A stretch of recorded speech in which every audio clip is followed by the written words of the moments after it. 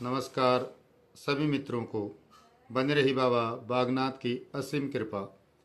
तो कल संक्रांति यानी कि कुंभार के फाल्गुन मासी, तो 1 गते दिनांक 13 मास फाल्गुन का होगा और बार होगा शुक्र। इसी के साथ कल पर्व भी रहेगा विजया एकादशी। जो लोग व्रत करते हैं वो कल विजया एकादशी का व्रत करेंगे। विजया एकादशी जब एक बार भगवान श्री राम समुद्र को पार करने के लिए पहुंचे थे, तो श्री राम भगवान से फाल्गुन के कृष्ण पक्षी को जो विजया एकादशी होती है उसका व्रत करने के लिए बगदालभ्य ने कहा था।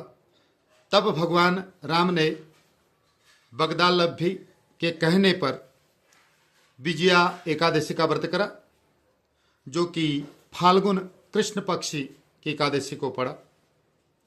तो इस व्रत को कर करके उन्होंने अपार वानर सेना के साथ समुद्र को पार करा। पार करने से लंका पर विजय करके संपूर्ण राक्षसों पर विजय करी। तो इसी को विजया एकादशी के रूप में जाना जाता है।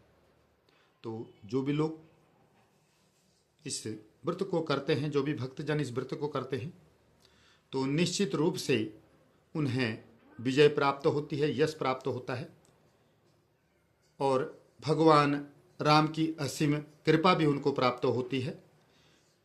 तो जो करना चाहें विजया एकादशी का व्रत जो करते हैं, तो निश्चित रूप से वो कल शुक्रवार को, यानी कि संक्रांति भी है और फाल्गुन का महीना भी लग रहा है, और इसी के साथ साथ एक सुंदर फाल्गुन ऋतु की बहार का आवागमन विजया एकादशी के सुपर्व पर। तो जरूर इस व्रत को करने वाले कल विजया एकादशी का व्रत करें। एकादशी का व्रत कर करके तब द्वादशी को पारायण होता है, मैं हमेशा बताता हूँ। तो जो भी फलाहार करते हैं वो निश्चित रूप से एकादशी का व्रत करके द्वादशी को पारायण करें, तो निश्चित रूप से उसको भी विजय प्राप्त होगी, धन धान्य प्राप्त होगा।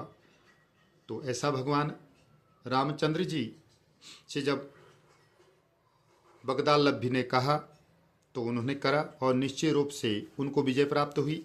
तो आप लोग भी अगर इस व्रत को करेंगे तो निश्चित रूप से आपको भी हर क्षेत्र में विजय की प्राप्त होगी। इसीलिए इस व्रत को किया जाता है। जो भी एकादशी का व्रत करता है, हर व्रत का महत्व अलग अलग होता है, यानी कि सभी एकादशी का महत्व एक है। तो मैं पुनः भगवान राम जी का आशीर्वाद बना रहे आप सभी भक्तों पर, जो भी इस व्रत को करते हैं और जो इस व्रत के बारे में जानते हैं और इस कथा को जो पढ़ते हैं, तो निश्चित रूप से भगवान राम की असीम कृपा उन पर बनी रहती है, ऐसा शास्त्रोक्त कहा गया है। तो बताता हूँ मैं अगली वीडियो में आपको कुछ न कुछ और जानकारी। तो कल करें विजया एकादशी का व्रत। नमस्कार।